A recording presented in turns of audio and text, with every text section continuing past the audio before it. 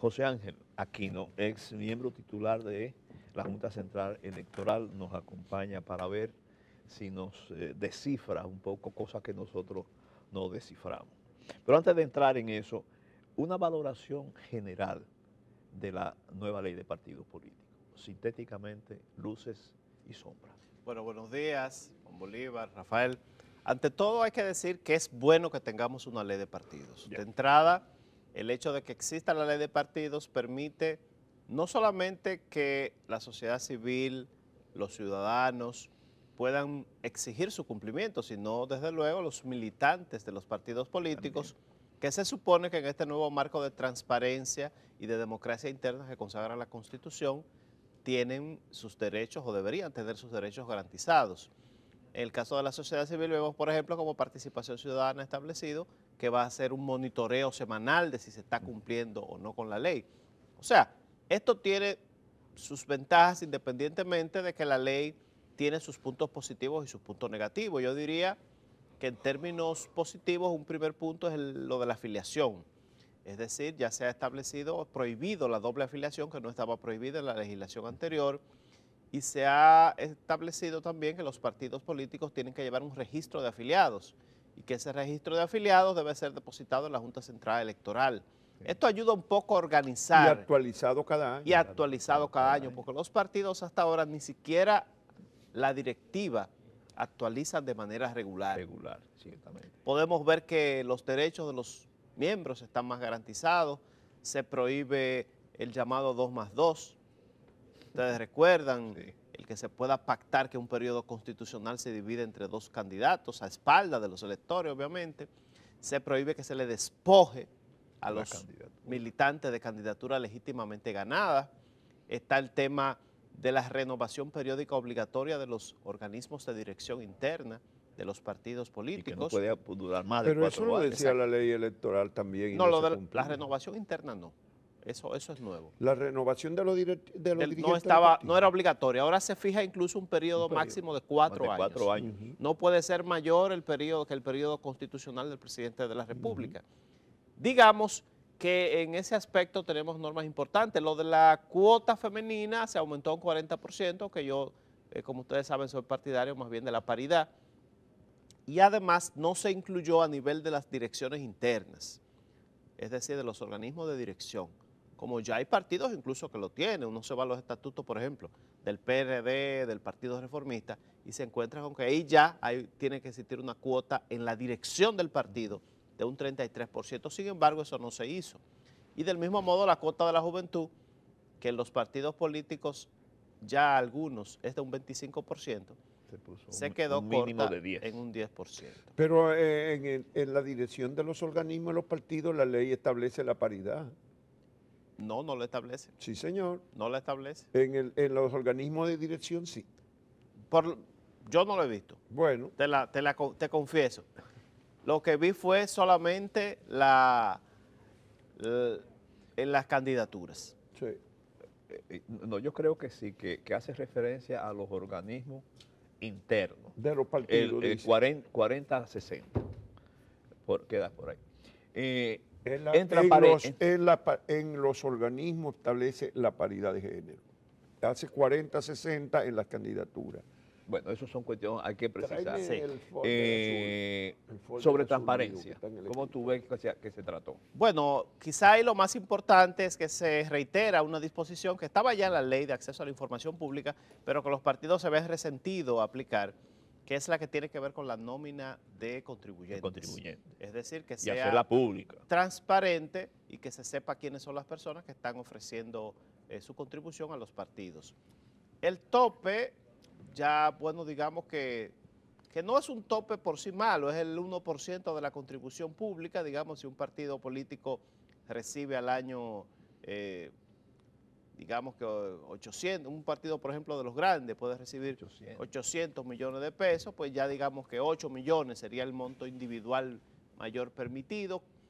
que digamos, yo no lo veo tan negativo, porque lo que... Negativo no es, lo que pasa es que no es un tope, es decir, que una persona individual pueda tener un límite de 8 millones de pesos de contribución. Pero Eso ahora, es mucho dinero. Ahora, Juan, hay empresarios que le dan 30, 40 sí, millones. pero no deja que de con ser, eso no deja de ser elevado te 8 millones. compran la candidatura. Por eso decía, no es quizás el apropiado, pero no es tan alto como existía. Ya. Porque si vamos a comparar, Eso estamos de acuerdo. si vamos a comparar, por ejemplo, otros elementos del financiamiento, que para mí es uno de los elementos quizá más débiles de la ley, como el del tope de las campañas electorales, Sí. tenemos que las campañas electorales siguieron con topes muy elevados. Muy elevado. O sea, para una campaña presidencial, 70 pesos por elector, Muy elevado. equivale prácticamente a 500 millones de pesos. 510 millones de Y eso pesos es muy alto. para ser Entonces, aspirante a imagínese. una candidatura presidencial. Yo bromeaba ayer con un profesor que fue precandidato en uno de los partidos principales, que para poder inscribirse, un profesor universitario, tuvo que hacer una colecta para buscar 1 millón de pesos para inscribirse. Yo dije, bueno, tienes que comenzar temprano para ver si alcanzas aunque sea 250. Pero en el caso del Congreso es igual. Sí, 60 pesos por elector. por elector. 60 pesos por elector Depende. en las circunscripciones de las tres demarcaciones más grandes, Santo Domingo, Distrito Nacional, Santiago. Estamos hablando de un mínimo de 18 millones de pesos. Sí, que se necesita. Si es a diputado. Sí. Si es a senador, se puede ir de 60 a 100 millones de pesos. Para ser candidato a senador. Precandidato. Por eso, Precandidato. Digamos, para buscar la candidatura. Un Lo que máximo. quiere decir que es demasiado, que eso no es tope. demasiado dinero, que eso no es ningún mantiene tope. la política Sí, muy cara. cara. Mantiene la posibilidad de que una persona, como dicen popularmente, llegue con un saco de dinero y desplace a quienes han forjado un liderazgo político histórico en los partidos. Háblanos de la situación de que en la ley hay regulación de pre-campaña como actividad interna, campaña, fija cuándo empieza la pre-campaña y también lo que está permitido y lo que no está permitido. Bien. Entonces, pero hemos visto que hay muchas cosas que están sucediendo. Volvamos al tema. Antes de la que paridad. pasemos a ese tema que va a ser más profundo, el artículo 24 de deberes y obligaciones, en su letra, en su numeral 6 dice, instituir mecanismos que garanticen la democracia interna y la igualdad y equidad de género a todos los niveles de sus estructuras organizativas. Sí. O Pero- sea que sí obliga. No, pero eso es para mí eso es muy general. Sí. Normalmente en los países donde se establece paridad, no nos vayamos a otros países, en los estatutos de partidos aquí ya se está estableciendo de algunos partidos 50%. Es que no puede haber lugar a duda. Pero Tú que- hablas de equidad, paridad. No. Pero que dice Es que es más, obligación. Pero ni siquiera habla, fíjate que ahí no instituir habla de paridad de mecanismos que género. garanticen la democracia interna y la igualdad y equidad de género Sí. a todos los niveles Pero de los eso- instrumentos Pero no organizativos. habla de No. paridad de género. No hablamos de paridad. ¿Qué? ¿Que no habla de qué? De No, paridad. los partidos van a interpretar, Sí. Juan Bolívar, que una mujer que tengan en la dirección, ya eso es la equidad de género. Eso es equidad. Pero claro. No, pero van a ok. interpretar. No te lo digo por la Ah, ok, experiencia, está bien. pro. Vamos a la otra parte, lo de ahora, Lo para que que está veamos cómo ya sucediendo. interpretan los partidos A la ver. ley. Sí. Bueno, yo creo que es un avance que se hayan fijado un periodo de precampaña y que se haya fijado qué actividades se pueden hacer ese periodo y qué no. Ujú. Eso sí, Y muy sin bien. ninguna duda, porque no podemos tener campaña permanente Ujú. y porque además, ¿qué es lo que busca la ley? Que se vuelva a la política de las ideas. Sí. Porque que no se haga pre-campaña no quiere decir que no se haga política, que no haya debate sobre los asuntos públicos, No, en claro. los medios de comunicación, que no haya trabajo orgánico, Que tú no escribas un artículo, Que que no tú se no escriba vayas a un una artículo. entrevista, que hable de No. todo lo que te... que no te reúnas incluso con tus militantes. Es que incluso diga que tú aspiras y que tú vas a ser candidato. Tú Exacto. puedes decir eso. Sin embargo, Y eso no es hacer campaña. digamos que, y ya ahora viene aquí el otro elemento, es cómo hacer que la ley se cumpla. Ajá. Porque no es simplemente que se establezcan estas disposiciones, que vemos que hay muchas que son positivas, sino garantizar el cumplimiento.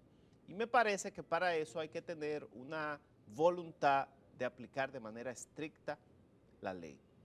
Y evidentemente, si la precampaña no ha comenzado todos estos actos que hemos estado viendo, todos estos espacios pagados en los periódicos, en las redes sociales, los que se han Transmisiones de radio y anunciado que se van a televisión. hacer, anuncios de televisión.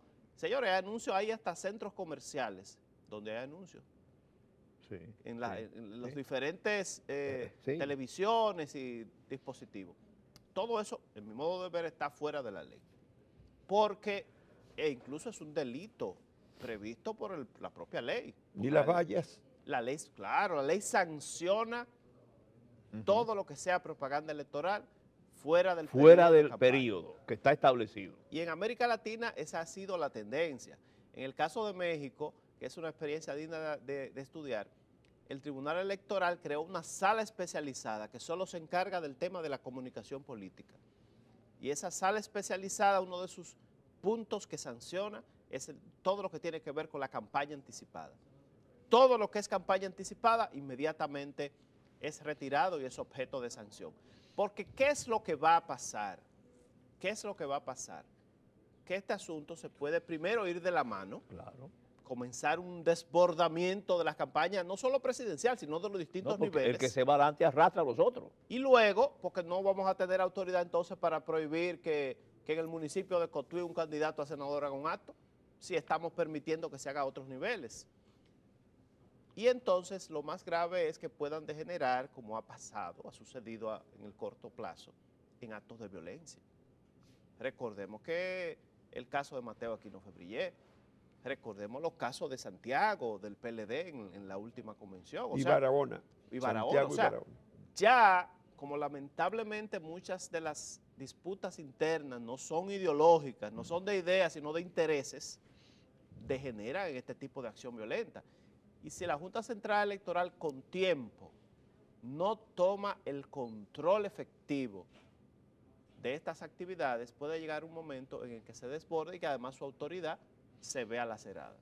En este caso del inicio anticipado de la campaña, yo creo que es más grave la situación, porque me parece que la única sanción verdaderamente disuasoria que contiene esa ley en el régimen de sanciones es precisamente por eso, porque dice que serán inadmisibles las candidaturas de los que se adelanten y dice que es la Junta Central Electoral la encargada de ejecutarlo.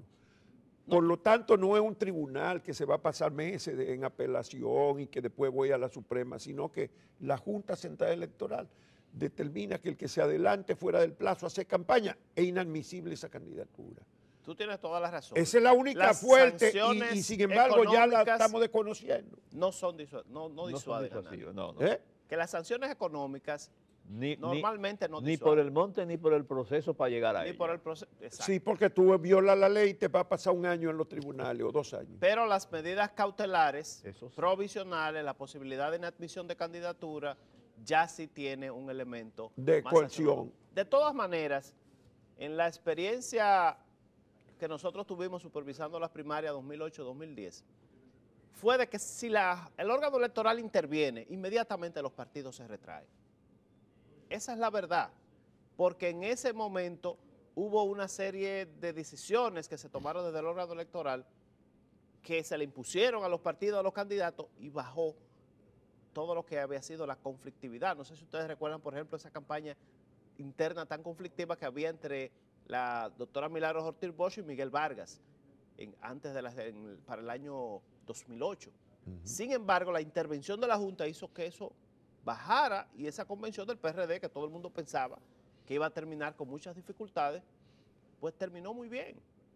O sea, si el órgano electoral interviene, yo todavía tengo la esperanza de que lo haga, imponiendo las... Y terminó bien porque de un solo lado había como 50.000 millones de pesos y del otro lado había 500. Bueno, Entonces terminaba bien, No, cuando porque digo que ahí no había terminaba bien, regulación en esa campaña. pero no, porque no había regulación en términos de dinero. Por eso, y la ley entonces lo termina tenía. bien porque se va de un solo lado la Pero, campaña. por ejemplo, había un problema grave con el padrón electoral, que fue solventado por la Junta Central Electoral. No sé si recuerda que hubo incluso una demanda de una auditoría. O sea, hubo una serie de elementos técnicos que se resolvieron y que permitieron que la convención se hiciera. Porque evidentemente vamos a llegar a durar un tiempo hasta llegar a que exista un cierto equilibrio. Y máxime si no se toman esas medidas. tenemos ley de partidos políticos, estamos por ley del régimen electoral. Los puntos, los temas fundamentales de una ley de régimen electoral. Bueno, en primer lugar, la neutralidad, el principio de neutralidad. Es decir, garantizar que los recursos del Estado no sean utilizados por ninguno de los candidatos en la campaña electoral. Eso es clave. Eso ya está, en parte está en la ley, en la ley de partido. Pero no para la campaña No, electoral. no era para la pre-campaña. Pre-campaña. Y, por ejemplo, todo lo que tiene que ver con publicidad sobre obras sociales, normalmente lo que se hace en la mayoría de los países es que cuando llega el periodo electoral, pues eso se limita. Sí, y en la última elección hubo muchos ministerios donde pusieron miles de empleados temporeros en el proceso Ese electoral. tipo de contratación. Eso se debería prohibir. Claro, se congela, eso prohibir. se congela. Todas que son Igual, contrataciones. el Estado aumentó en un 100% su inversión en publicidad en el periodo de la campaña. No, Eso también habría que evitar. Bueno, yo vuelvo al caso de México. En campaña, en periodo electoral, desde que comienza el periodo electoral, hay veda de publicidad gubernamental. Y las inauguraciones. También. Bueno, inauguraciones sí podrían eventualmente hacerse, pero inauguraciones en las cuales no exista ningún tipo de proselitismo. Y nosotros, por ejemplo... Ni propaganda de la obra de que nadie. acabamos de inaugurar. O sea... Sí, abrir un servicio, porque no quiere decir, claro, lo que pasa si es que una carretera se termina, no vamos a dejarla cerrada hasta que pasen las elecciones. Lo que pasa es que aquí se personaliza mucho. Cuando Todo lo hablamos que de son obras inauguración, públicas. tiene un contexto político. De diferente, no, y en todo momento, o sea, muchas, y no solamente del Ejecutivo, sino hasta un municipio. Sí, los a veces municipios se igual. entiende Sí, que no es una obra del municipio, del gobierno, Sino sino de la del alcalde. persona que está ahí. Que es un candidato. Y el eso alcalde, hay que sí. tratar de irlo eliminando. Entonces, otro tema, evidentemente, todo lo que tiene que ver con el financiamiento. Si no se logra bajar los topes Es claro. en los costos de la campaña, pues tendremos los mismos problemas. Y ahí viene el asunto clave, que es el acceso a los medios de comunicación. Y volvemos al caso de la región, de Chile, de Colombia, de México. En esos países, por ejemplo, vuelvo a México, es el órgano electoral que coloca la publicidad. Para esta campaña Esa es una se reforma. manejaron 50 millones de spots, de 30 segundos cada uno. 50 millones. 50 millones. Claro, eran 19,000 candidatos, Sí. porque esta fue una mega elección. Claro. Estamos hablando casi 2.500 spots por posición. Sí. Y fíjense que no existió en este proceso en México ninguna queja relativa a la equidad en el acceso a los medios de comunicación, porque todos los precandidatos tuvieron, más o menos, incluso el propio candidato independiente, que fue el último que se inscribió, un acceso más o menos apropiado. Me parece que hay que rescatar el tema también de los debates electorales. Pero en México llegaron al extremo de sancionar al partido que ganó las elecciones porque había destinado una parte del dinero que se le entregó el Estado. Lo donó a los Creó un afectados por el fideicomiso terremoto. para los damnificados y no lo podía hacer. Damnificado el terremoto, lo que era una obra aparentemente positiva, sin embargo, violaba la ley electoral que determina que esos recursos eran para eso, no para hacer campaña donándole a la gente el dinero. Y además hubo otra decisión interesante en materia económica que fue que obligó a una serie de partidos a que una parte del gasto, del dinero que se le había entregado, si no lo gastaron, tuvieran que devolverlo. Bueno, finalmente en el proyecto de ley con el asunto de la primaria se instituye que se va a pagar el costo con la asignación de del partido. Si hay un partido o dos que van a una primaria que va a obligar a una movilización de decenas de miles de personas, a una logística muy fuerte, muy grande, todos sabemos que la Junta ha dicho que costaría más de 5,000 millones de pesos. Pero yo vi una declaración de esta semana del presidente de la Junta donde decía que, bueno, si ya no es obligatorio para todos los partidos, estima que el costo se reduce. Sí, va a bajar de 5,000, pero si es para dos partidos, de todas maneras...